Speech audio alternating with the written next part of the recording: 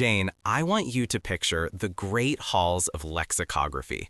Scholars in tweed jackets, poring over ancient texts, debating the very essence of human language.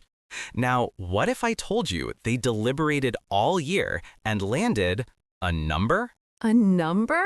Don't tell me it's 42 from Hitchhiker's Guide. I think we've all been waiting for that one to get its due. Even stranger. The dictionary.com 2025 word of the year is 67.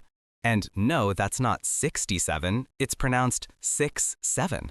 Okay, my interest is officially piqued.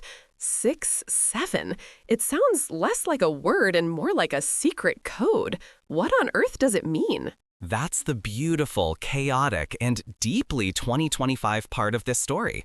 For the most part, it's purposefully nonsensical.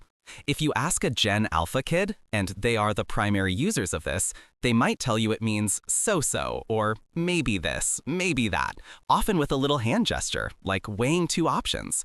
But its defining feature is that it's nearly impossible to define. A word without a meaning? That feels profound, actually. So where did this linguistic ghost come from? It had to start somewhere. It did. The origin story is pure internet culture.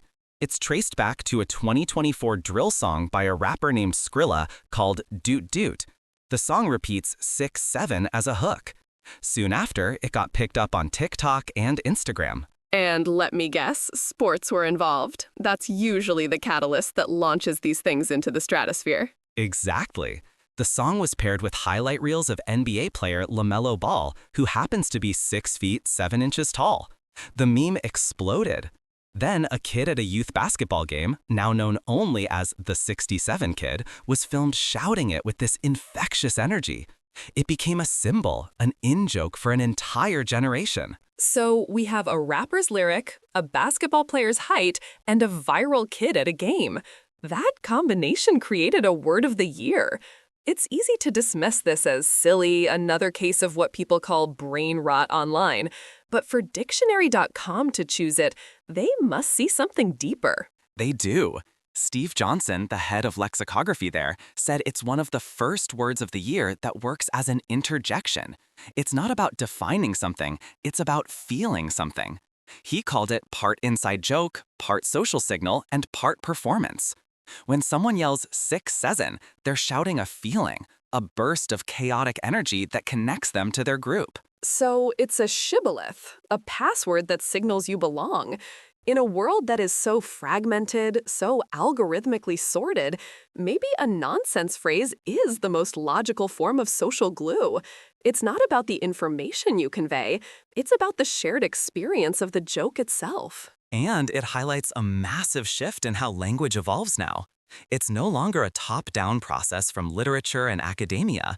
It's a bottom-up explosion from memes, from short-form video, from a comment section.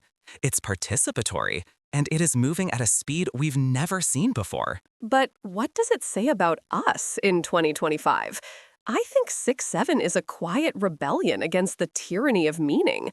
We live in an age of constant information, disinformation, and the relentless pressure to have a hot take on everything.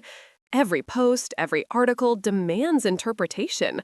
6-7 is a vacation from that. A vacation from meaning? I like that. It's like a linguistic shrug. It's saying, I don't have an answer, and that's okay. Or maybe even, the question itself is absurd. You see teachers online talking about how their students just reply 6-7 to questions in class. It's baffling to them, but maybe it's not defiance. Maybe it's a commentary. It's a form of playful absurdity in a face of a world that often feels grimly, nonsensically serious. Think about the other words on the shortlist. Agentic for AI, overtourism, tradwife. These are heavy terms, loaded with the anxieties of our time. And then there's 6-7, a joyful, meaningless shout. It's the linguistic equivalent of dancing in the rain. It doesn't solve the storm, but it changes your relationship to it. It's a way to find and create joy in the chaos, to build a little clubhouse where the password doesn't mean anything, and that's why it means everything. And in the end, that might be the most human story of all.